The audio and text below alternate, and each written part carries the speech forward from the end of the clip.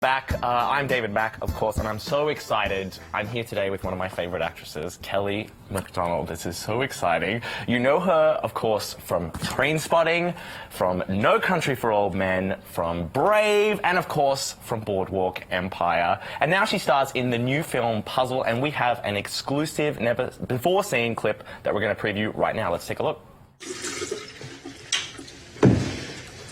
I think we should watch the news. Now? No, just more often. Why? Nothing good ever happens in the world. Still, shouldn't we know about it? Hey, Agnes, still here? Sorry. As someone who works in the news, I can relate to that as well. Nothing good ever happens, but I'm glad that some people pay attention sometimes. I saw this yesterday. It is so beautiful.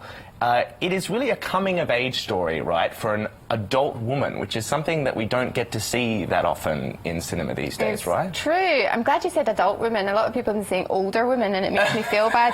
But yeah, she's in her 40s, early 40s, as I am, and she's not quite evolved, and like she's got sort of stuck at the 18-year-old she was, and so she's not ready for a midlife crisis. Right. So it's coming of age for sure. Right. And is that what drew you to the character? Her kind of like you said midlife crisis, but I didn't put those words in your mouth. No. is that there's obviously a big adult crisis. Yeah, an adulting crisis. Yeah. Is that's obviously like, as you said, this is something that people may normally go through in their early 20s or something. It seems like she's doing it in her 40s. Right? I mean, I was just drawn to the character from the get-go, just because she's so unexpected.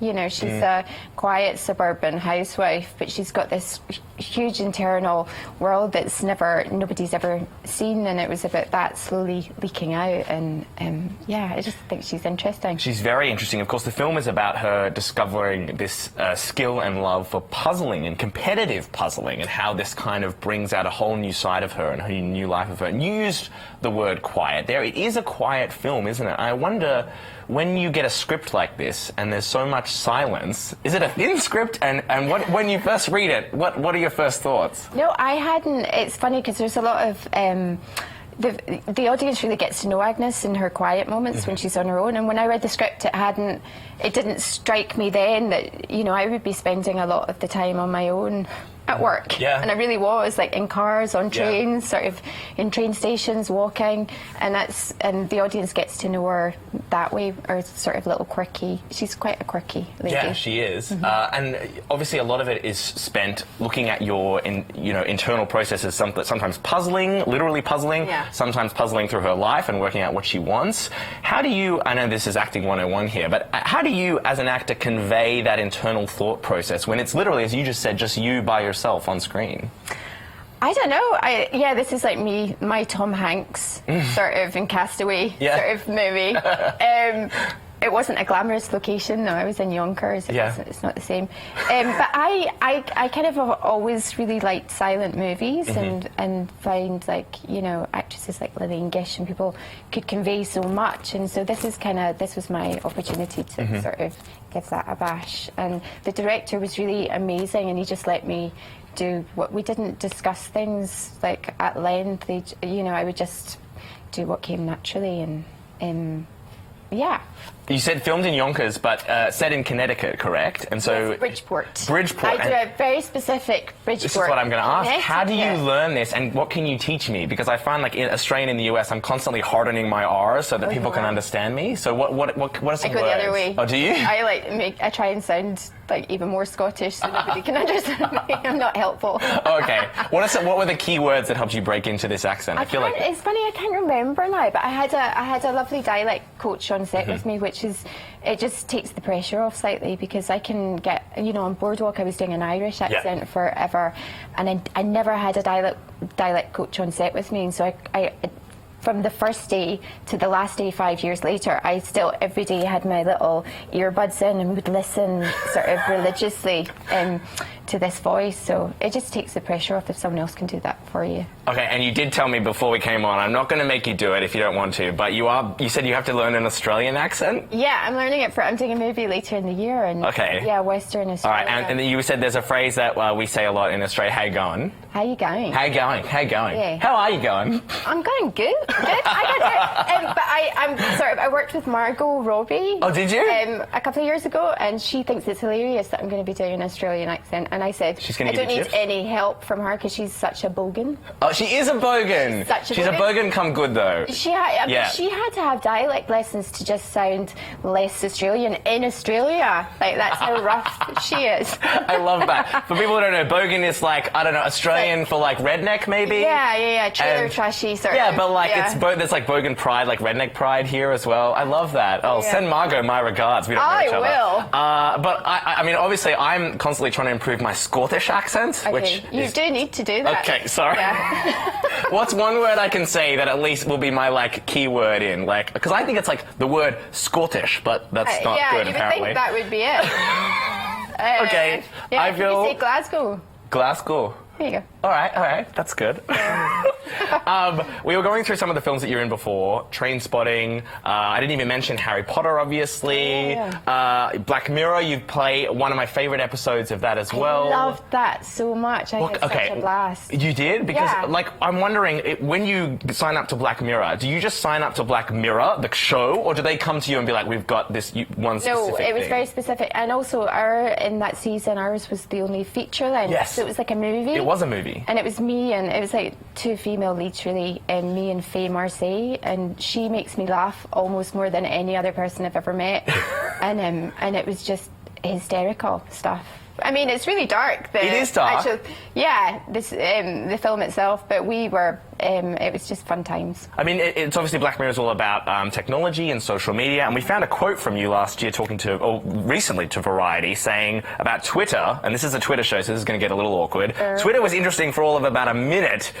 No, it's fine. But now I'm on it. You are on it. It's really interesting. I'm wondering. No, it's fine. It's obviously it's interesting. But I'm wondering what you seem, and your character in Puzzle's a bit of a kind of Luddite, and I'm wondering why. What is it about social media that turns you off from social media? Well, I was on Twitter for a second, and Instagram as well, but that was a private thing. But I just thought, who in the heck am I talking to? I was, I've got... You're talking to me? Yeah, I would follow.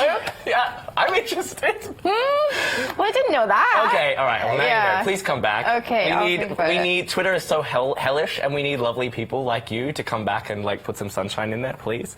I have a question here, and it's literally just David fangirls about the movie Gosford Park. I don't really have a question. I just want to let you know that I love that film, and it is so important, I think, in movie history. And I'm wondering, I guess, there were so many incredible actors in that film. Like, every British actor ever was almost in that. Except Colin Firth. Oh, okay. And he's really annoyed about it. Is he really? Yeah, and he's not in Harry Potter either. Oh. Like every other actor. Harry Potter. It's a little tense. Yeah, it's a bit awkward. Well, he's in Bridget Jones, so that's like, I mean, I'm wondering, on that set, who were you most in awe of on Gosford Park, and who did you learn the most from? Maggie Smith. Yeah. I mean, I hung out with Maggie, and she's very dry and funny, and I just loved her. Yes. And she also feels like she's got this. She played a very famous character called Jean Brodie, Miss Jean Brodie, and she feels she's got this Scottish connection. So I felt we were like family. You played her servant in the film, obviously, and had this wonderful relationship, kind of where she's so ignorant to just anything to do with you. And yeah, I mean, I was hoping you were going to say Maggie Smith. I'm so glad you did. And also, I learned Robert Altman, the director, when I got the phone call asking if I wanted the part. He worded it in just the loveliest way, and he said, "Come play with us." And I thought that's exactly what I want to do. Please, thank you very much. Okay, one day I'll get a phone call like that. That sounds great. Before we go, this is BuzzFeed, so we're going to play a little game. And you said Scottish before. This is a Scottish friend of mine sent me some Would You Rather Scottish editions. Now, the key thing is, I don't know what half of these words mean. Okay. So you're going to have to explain to me. Tunnock's tea cake or caramel wafer? What the hell is a Tunnocks tea cake? What is that? They're delicious. Okay, and what's it's a biscuit or a cookie or something like that? What's the other one? Caramel wafer? Yeah, it's made by the same Tunnocks company, and I would say tea cake all the way because it's got mallow and chocolate. Okay. So, yeah. All right. Well, I mean, they're both excellent, but if I had to choose... Okay, here's one. I know what the first one is. Salt and vinegar or salt and sauce. What's the sauce? Salt and sauce. He's East Coast, I think. He's from Edinburgh. Yeah. See? But what? So I think he did predict you were going to say salt and vinegar. Salt and vinegar. Okay, but what's the sauce? I don't know. Oh, Weird Edinburgh. Okay, stuff. people freaks. Okay, here's one I have literally no idea what these words are. Tenants or buckfast? Okay, that's alcohol. Okay. And I think buckfast, I can't think I've ever had that, so I'm going to say Tenants. Okay. Lager. All right. Macaroni pie, which I assume is pie with pasta in it. Yeah. Or Scotch pie. Scotch pie with baked beans on top. What's in a Scotch pie? Scotch pie is like random meat that they Sounds delicious. They mince up, so you don't really. It's all the extra bits. Okay. Well, speaking of random meat and extra bits, haggis or literally anything else? Is it literally? Yeah, anything else. That's what my producer stuck that in. And I was like, guys, no one in Scotland actually eats it, right? No, I mean it's not a thing. I have eaten it, and it's fine. Okay. It's just really peppery. Is like I would hope it doesn't taste like the meat, but and it's, okay. the texture is the unpleasant aspect, really. Okay, well, good. There you go. I am so thrilled you're coming back to Twitter. Announced here first on AM Please do. Puzzle is out now. You don't want to miss it. It really is beautiful. And up next, we have more AM to DM, so stay tuned. Thank you.